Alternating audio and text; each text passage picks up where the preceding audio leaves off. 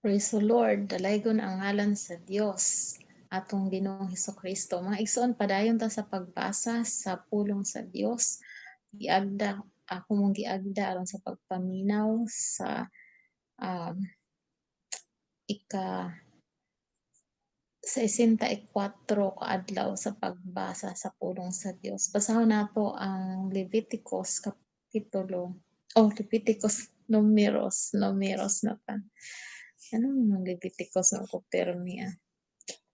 Numeros, Kapitulo 4 hangtod sa Kapitulo 5. Ug ato sang padayonon pagbasa ang libro sa Marcos, ug mga awit, ug mga proverbio. So nag-ingon dinhi sa Numeros, Kapitulo 4, versikulo 1. Ug misulti si Jehova kang Moises kang nga Aaron nga nagaingon. Isa lang. Limtan sa naon ni ako. Oops. Headset.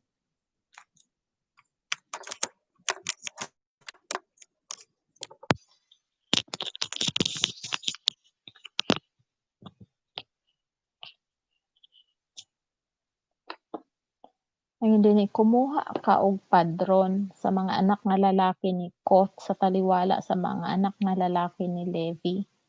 Pinaagi sa ilang mga panimalay, ug pinaagi sa mga balay sa ilang mga amahan.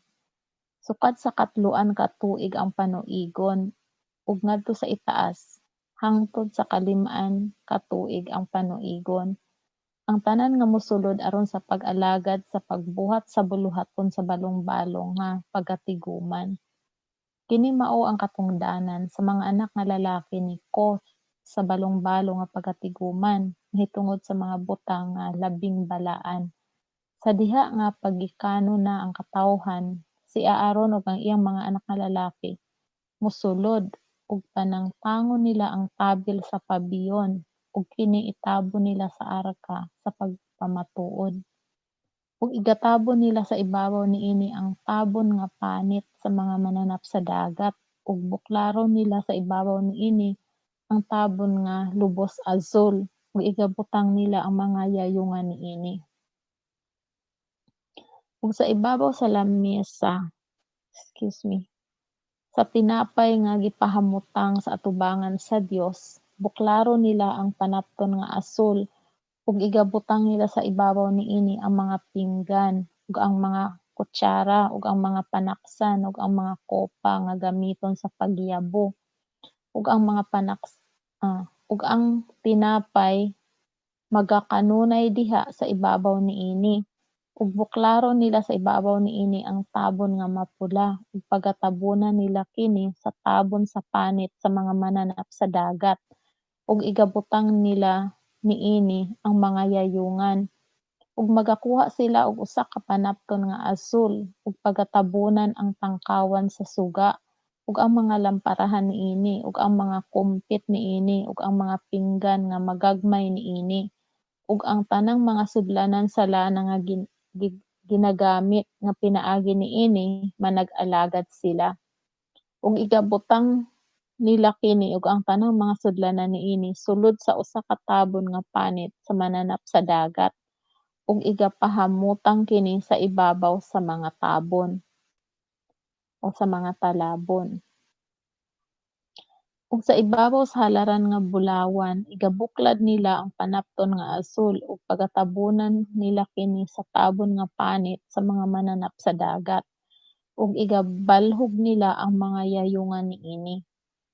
Ug pagakuhaon nila ang tanang mga galamiton sa pag-alagad nga ginagamit nila sa balaang puloy-anan ug igabutang kini sa usa ka panapton nga asul ug pagatabunan nila sa usa ka tabon nga panit sa mga mananap sa dagat ug igapahamutang kini sa ibabaw sa mga talabon.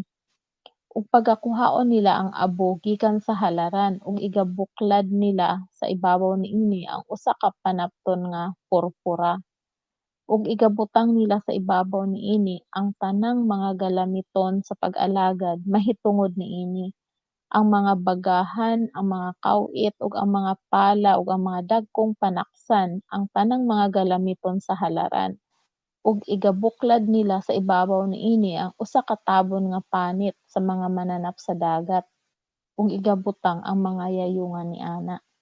Ug sa human si Aaron ug ang iyang mga anak nga lalaki makatabon sa balaang puloy-anan sa tanang mga galamiton sa balaang puloy-anan sa diha nga balhinon sa unahan ang kampo.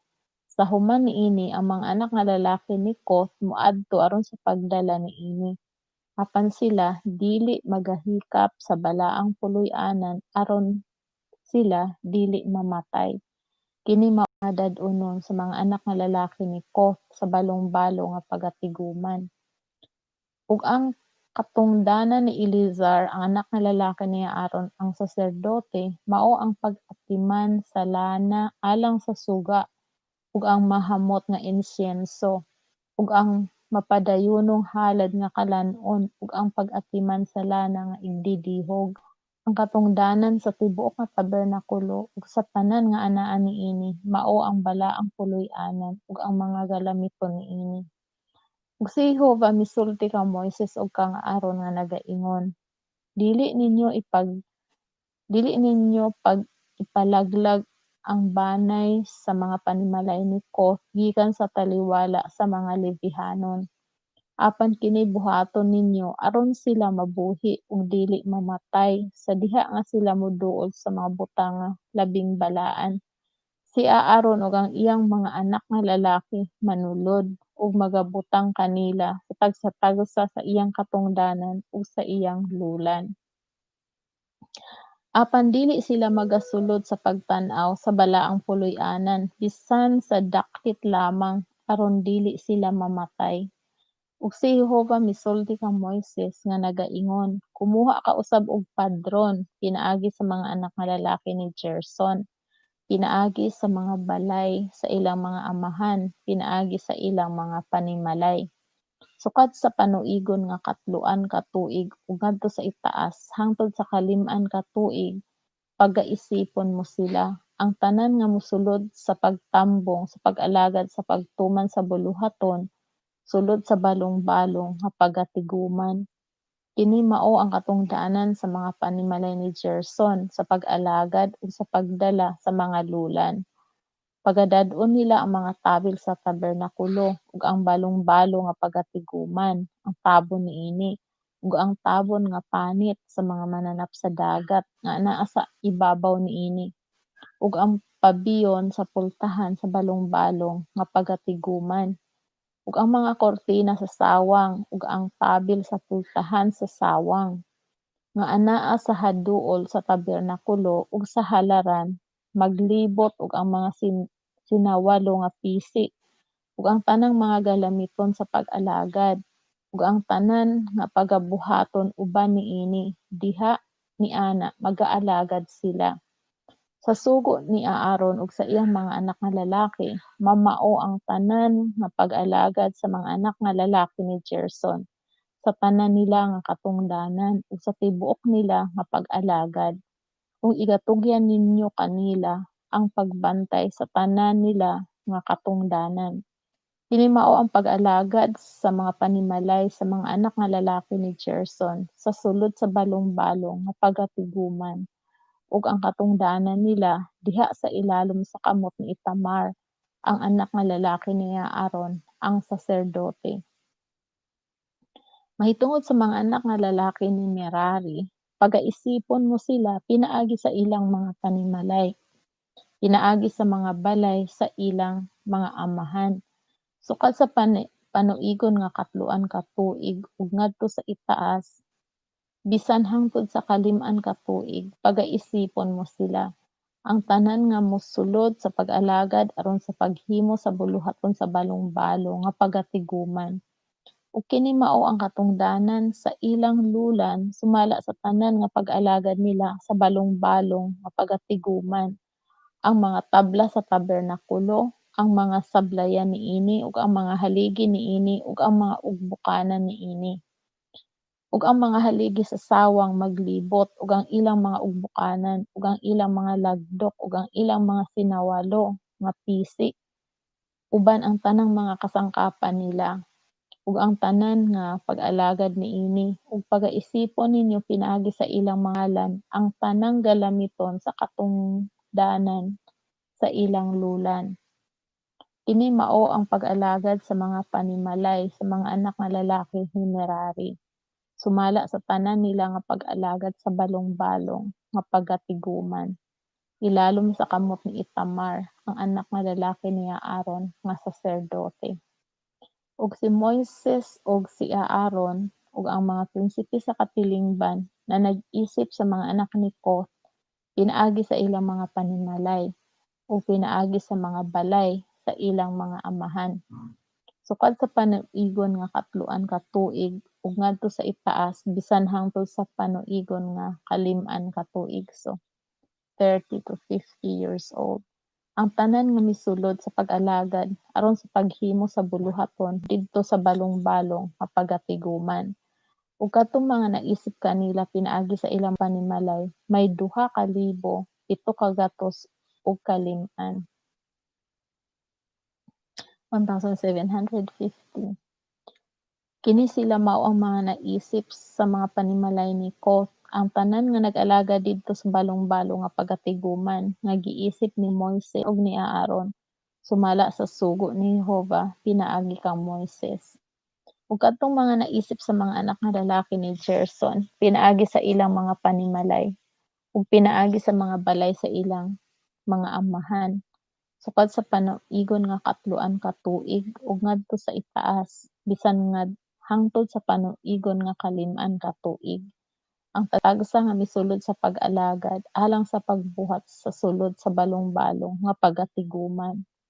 Bisan kadtong mga naisip kanila pinaagi sa ilang mga panimalay ug pinaagi sa mga balay sa ilang mga ginikanan may 2,600 ug katloan. Kini sila mao ang mga naisip sa mga panimalay sa mga anak nga lalaki ni Gerson, ang tanan nga nag-alagad sa sulod sa balong-balong nga pagkatiguman nga giisip ni Moises ug ni Aaron sumala sa sugo ni Jehova. Ug kadtong mga naisip sa mga panimalay sa mga anak nga lalaki ni Merari pinaagi sa ilang mga panimalay, pinaagi sa mga balay sa ilang mga amahan, sukad sa panuigon nga katloan ka tuig ug ngadto sa itaas bisan hangtod sa panuigon nga kalim-an ka tuig. Ang tagsa-tagsa nga misulod sa pag-alagad aron sa paghimo sa buluhaton sulod sa balong-balong nga pagkatiguman. Bisan kadtong mga naisip pinaagi sa ilang mga panimalay, 3,000 ug 2 ka gatos. Kini sila mao ang mga naisip nga panimalay, kini sila mao ang mga naisip sa mga panimalay sa mga anak nga lalaki ni Merari, mga nga naisip ni Moises ug ni Aaron, sumala sa sugo ni Jehova pinaagi kang Moises. Kadtong tanang mga naisip nga mga Levihanon nga giisip ni Moises ug ni Aaron ug sa mga prinsipe sa Israel, pinaagi sa ilang mga panimalay ug pinaagi sa mga balay sa ilang mga amahan. Sukad sa panuigon nga katloan ka tuig ug ngadto sa itaas bisan hangtod sa panuigon nga kalim-an ka tuig, ang tagsa-tagsa nga misulod sa pag-alagad aron sa pagbuhat ug sa buhat sa pagdala sa mga lulan sa balong-balong nga pagkatiguman. Bisan kadtong mga naisip kanila 8,500 ug kawaluan. Sumala sa sugo ni Jehova giisip sila pinaagi kang Moises, ang tagsa-tagsa sumala sa iyang katungdanan ug sumala sa iyang lulan. Mao nga giisip sila ingon sa gisugo ni Jehova kang Moises. Tuto sa kapitulo 5 nya paghihapon ta sa libro sa Numeros. Ug si Jehova misulti ka Moises nga nagaingon, isugo mo sa mga anak sa Israel nga papahawaon nila sa kampo ang tanan nga sanlahon ug ang tanang mga pangagian sa mahugaw ug ang tanan nga nabuling tungod sa minatay. Silang duruha, ang lalaki ug ang babaye, papahawaon ninyo sila. Sa gawa sa kampo ibutang ninyo sila, aron dili mahugawan ang ilang kampo diha sa taliwala diin ako nagapuyo. Ug kini gibuhat sa mga anak sa Israel ug gipapahawa sila gikan sa kampo. Ingon sa gipamulong ni Jehova ka Moises mao nga gibuhat kini sa mga anak sa Israel. Ug si Jehova misulti ka Moises nga nagaingon, isulti mo sa mga anak sa Israel, sa diha nga ang lalaki kon ang babaye makabuhat og bisan unsa nga sala nga gibuhat sa mga tawo aron sa paglapas batok kang Jehova ug kana nga kalaga sad-an man. Nan magasugid siya sa iyang sala nga iyang nahimo ug pagaulian niya ang tanan gayud tungod sa iyang sala. Ug kini pun-an niya sa ikalima ka bahin ug igahatag niadtong iyang gipakasad-an. Apan kung ang tawo walay kaubanan nga paghatagan sa inuli tungod sa sala, ang igauli tungod sa sala ang gihimo alang kang Jehova mamaiya sa saserdote. Labot pa sa karnero nga laki sa pagtabon sa sala, nga tungod niana gihimo ang pagtabon sa sala alang kaniya. Ug ang tagsa-tagsa kahalad nga binayaw sa tanan mga butang nga balaan sa mga anak sa Israel nga gihatag sa saserdote mamaiya kini. Ug ang tagsa-tagsa ka buhat nga ginabalaan sa tagsa-tagsa ka tawo mamaiya kini. Bisan unsa nga igahatag sa tawo sa saserdote, kini mamaiya sa saserdote. Ug si Jehova misulti ka Moises nga nagaingon, isulti mo sa mga anak sa Israel ug ipamulong mo kanila, kung ang asawa ni bisan kinsa nga tawo mahiligas ug magabuhat og sala batok kaniya. Ang usa ka tawo magahigda ipon kaniya sa pagpakighilawas ug ang iyang bana wala makakita niana ug natago pa kana ug siya nahugawan gayud ug walay saksi batok kaniya ug siya wala hisakpi sa pagbuhat. Ug moabot sa ibabaw niya ang espiritu sa pangabugho ug siya magapangabugho sa iyang asawa ug mahugawan siya. O kung moabot sa ibabaw niya ang espiritu sa pagpangabugho ug magapangabugho siya sa iyang asawa, siya nga wala mahugawi. Nandad-on sa bana ang iyang asawa ngadto sa saserdote ug siya magdala sa iyang halad alang kaniya, nga mao ang ikapulo ka bahin sa usa ka epha nga harina sa cebada. Siya dili magabubo og lana sa ibabaw niini ni magabutang og insyenso sa ibabaw niini. Kay kini halad nga kalan-on sa pangabugho, halad nga kalan-on sa paghinumdom, sa pagpahinumdom sa sala. Ug ang saserdote magdala kaniya sa haduol ug magapahaluna kaniya sa atubangan ni Jehova. Ug ang saserdote magakuha og tubig nga balaan sa usa ka saro ug ang saserdote magakuha sa abog nga anaa sa salog sa tabernakulo ug igabutang kini sa tubig. Ug ang saserdote magapahamutang sa babaye sa atubangan ni Jehova ug padunghayon ang buhok sa ulo sa babaye ug igabutang sa iyang kamot ang halad nga kalan-on alang sa handumanan nga mao ang halad nga kalan-on sa pangabugho. Ug sa kamot sa saserdote anaa ang mga tubig nga mapait nga maoy hinungdan sa pagtunglo. Ug ang asawa papanumpaon sa saserdote ug magaingon sa babaye, kung walay bisan kinsa nga tawo nga nakakatulog uban kanimo o kung wala ka pa mahiligas ngadto sa kahugawan, hanglit anaa sa pagbulot-an sa imong bana, maluwas ka unta gikan niining mga tubig nga mapait nga maoy hinungdan sa pagtunglo. Apan kung ikaw mibulag sa imong bana, sanglit anaa ka sa pagbulot-an sa imong bana, ug kung ikaw nahugawan ug ang usa ka lalaki nakahigda uban kanimo labot pa sa imong bana, unya ang saserdote magapapanumpa sa babaye uban sa panumpa sa panunglo ug ang saserdote magaingon sa babaye, "Si Jehova magabuhat kanimo og panunglo, ug sa panumpa sa kataliwala sa imong katawhan, sa diha nga pagahulugan ni Jehova ang imong paa, ug ang imong lawas mohupong. Ug kining tubiga nga nagahatag og panunglo mosulod sa imong kalawasan, ug mopahupong sa imong lawas ug magahulog sa imong paa." Ug ang babaye magaingon, "Hinaot unta, hinaot unta." Ug ang saserdote magasulat niining mga panunglo sa usa ka basahon ug palaon niya kini ngadto sa mga tubig nga mapait ug painom niya sa babaye ang mga tubig nga mapait nga nagadala og panunglo, ug ang mga tubig nga nagadala og panunglo mosulod kaniya ug mahimong mapait. Ug pagakuhaon sa saserdote gikan sa kamot sa babaye ang halad nga kalan-on sa pangabugho ug igatabyog niya nga halad nga kalan-on sa atubangan ni Jehova ug pagadad-on kini ngadto sa halaran. Ug ang saserdote magakuha og usa ka hakop sa halad nga kalan-on ingon nga handumanan niana ug pagasunogon kini sa ibabaw sa halaran ug sa human niini ang babaye paimnon sa tubig.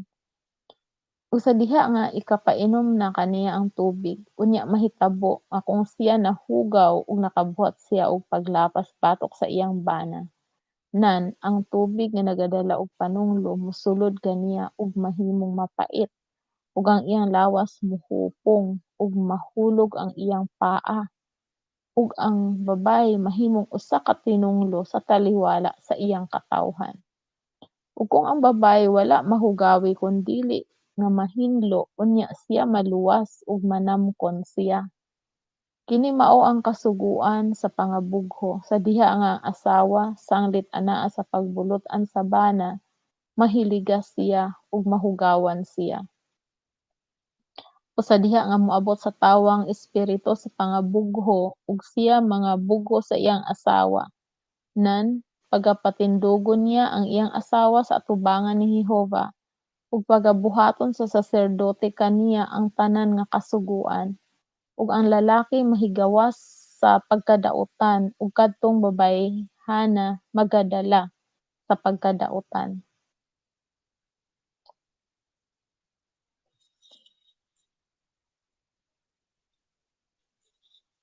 Praise the Lord. So mao 'tong mga igsoon ang, um, sugo sa Ginoo mahitungod sa mga pagpangabugho. Moadto ta sa libro sa Marcos, isa lang.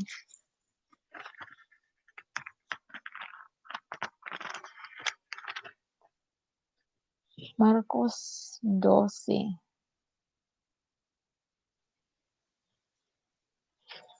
kapitulo 12 bersikulo 18 hangtod sa 37.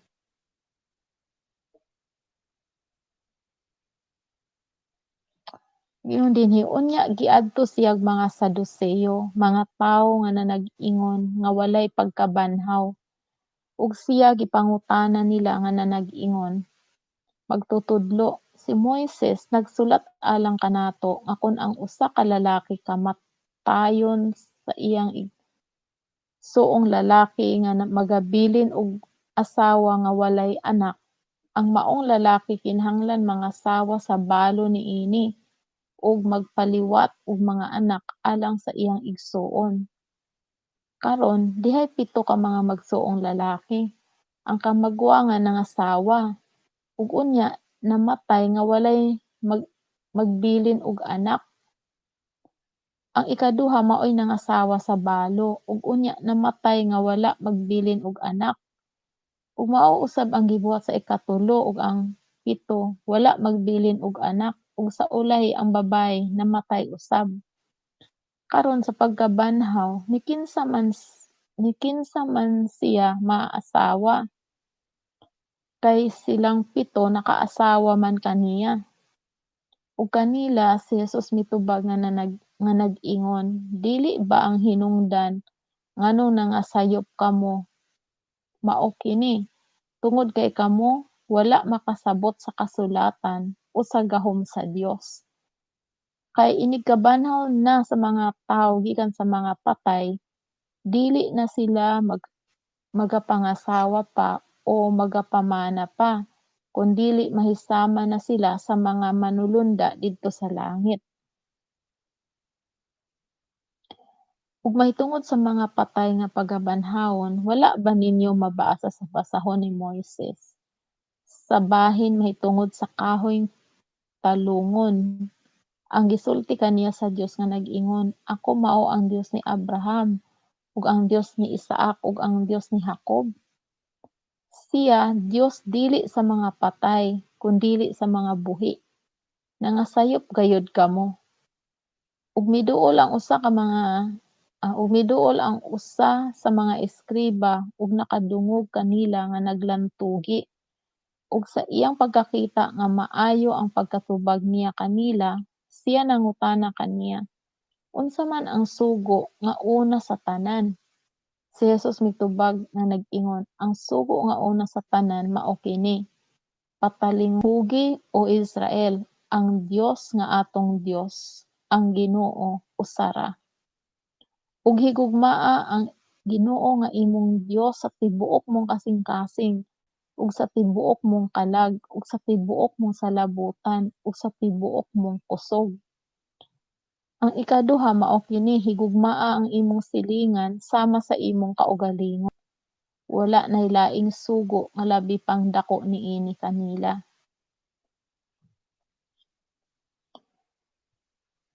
Ug ang eskriba miingon kaniya, "Husto kana magtutudlo, tinuod ang imong giingon nga ang Dios usa ra, ug nga wala nay lain gawas kaniya." Ug ang paghigugma kaniya sa tibuok nga sa kasing-kasing ug sa tibuok nga salabutan ug sa tibuok nga kusog, ug ang paghigugma sa silingan sama sa kaugalingon, kini labaw pa kaayo kaysa tanang tibuok nga mga halad sinunog ug mga halad inihaw. Si Jesus sa pagkakita niya kaniya nga mitubag nga maalamon, miingon kaniya, "Ikaw dili halayo sa gingharian sa Dios." Ug sukad niadto wala nay nangahas pa sa paghimog mga pagpangutana kaniya. Ug sa nagpanudlo si Jesus sa sulod sa templo, siya miingon, "Unsaon ba sa mga eskriba sa pagpakaingon nga si Kristo anak ni David? Si David nagayod dinasig sa espiritu, mao ang nag-ingon, 'Ang Ginoo miingon sa akong Ginoo, lumingkod ka sa akong tuo, hangtod igabutang ko ang imong mga kaaway diha sa ilalom sa imong mga tiil." Si David nagayod mao ang nagtawag kaniya nga Ginoo. Busa unsaon man niya pagkahimong anak ni David? Ug ang dakong panon sa katawhan nalipay sa pagpatalinghog kaniya. Praise the Lord. So diha tamtamon mga igsoon. So ang atong Ginoong Hesukristo motubag siya sa mga pangutana mga igsoon, punto por punto. So mo ni ang atong iampo sa Ginoo nga tagaan ta og kahibalo sa Ginoo aron sa pagtubag sa pulong sa Dios, pinaagi sa kabubot-on sa Dios. Dili sa atong kaugalingong kaalam kundi kaalam nga gikan sa atong Ginoong Hesukristo. Tungod kay ang pulong sa Dios dili man tawhanon nga pagsabot ang kinahanglan, kundili espirituhanon nga pagsabot. So dili imposible mga igsoon nga nga magkabaton tag espirituhanon nga pagsabot kung atong pangitaon, kung atong i-desire ang pagsabot sa pulong sa Dios sa sulod sa atong kasing-kasing, sa atong hunahuna, sa atong kusog. Ayun ang Ginoo nga sama sa bulawan, sama sa, ah, kwarta sa pagpangita nato mga treasure mga igsoon, mao na atong himuon sa, pag-desire sa pulong sa Dios, 'di ba? Kita tungod sa kwarta, overtime, OT nga OT, busy nga busy, wala nay panahon no ang uban tawo wala nay panahon sa pamilya, wala nay panahon sa bisan sa iyang kaugalingon, sa iyang asawa, sa iyang bana tungod sa pagpangitag kwarta, OT-OT. Kasi gusto yumaman, payaman dito sa lupa. Nag-ingon ang Ginoo nga kung ingon natay desire nga magpakasapian dinhi sa yuta, magpakasapian ta mga igsoon sa langit. Kay ang tinuod nga kinabuhi, kinabuhi nga walay katapusan sa atong Ginoong Hesukristo lang nato natagpuan. So basahon nato ang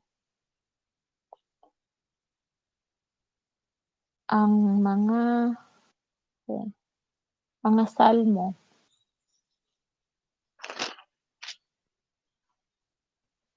mga Salmo 48. Ingon dinhi mga igsoon.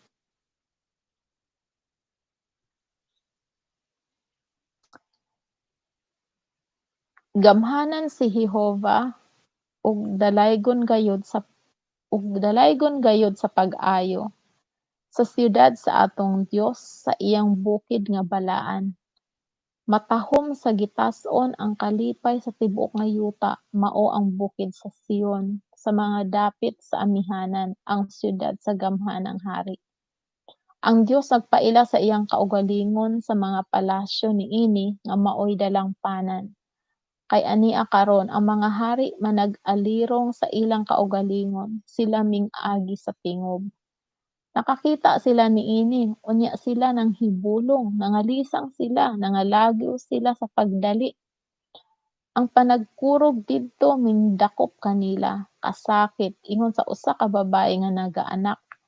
Uban sa hangin sa timugan, ginaguba mo ang mga sakayan sa Tarsis. Ingon sa among nadungog mauman ang among nakita sa siyudad ni Jehova sa mga panon, sa siyudad sa atong Dios. Ang Dios magapahamutang niini sa walay katapusan. Praise the Lord. Nagapalandong kami sa imong mahigugmaong kalulot o Dios diha sa kinataliwad-an sa imong templo. Ingon sa imong ngalan o Dios mauusab ang imong pagdaig ngadto sa mga kinatumyan sa yuta. Ang imong tuong kamot napuno sa pagkamatarong. Palipaya ang bukid sa Sion. Pamaya Pamayaa ang mga anak nga babaye sa Huda tungod sa imong mga paghukom. Manlakaw kamo sa paglibot sa Sion ug libuton ninyo siya. Isipan ninyo ang iyang mga tore. Larawa pag-ayo ang iyang mga kuta, sud-o nga ang iyang mga palasyo, aron ikasugilon ninyo sa kaliwatan nga umalabot. Kay kining Dios mao ang atong Dios sa mga katuigan nga walay katapusan. Siya mao ang atong magmamano bisan hangtod sa kamatayon. Praise God, hallelujah. Atong Dios gamhanan mga igsoon. Sa mga panultihon o sa mga proverbio. Kapitulo 10 versikulo 26 itong basahon. Nag-ingon dinhi maingon sa suka nga alang sa mga maingon sa suka nga alang sa mga ngipon ug sa aso nga alang sa mga mata. Pauman usab ang tapulan alang niadtong nagasugo kaniya. Oh, praise the Lord. Ang katapulan mga igsoon, pabigat, pasakit sa kapwa. So dili ta magtinapulan mga igsoon aron dili ta mahimong kasakit sa Dios o sa atong mga isigkatawo. Dalaygon ang ngalan sa Dios, dalaygon ang ngalan sa atong Ginoong Hesukristo. Magpasalamat ang mga igsoon sa pinagi sa pag-ampo. Dalaygon nga Amahan nga langitnon, daghang salamat sa imong mga pulong, daghang salamat nga padayon mo kami Ginoo nga bless Ginoo sa imong mga pulong, sa imong presensya Lord. Daghang salamat sa imong mga, promises Lord na imong gihatag kanamo tungod kay kini mga tuman man Ginoo. Daghang salamat nga imong gihugasan ang among mga kasing-kasing, among mga hunahuna.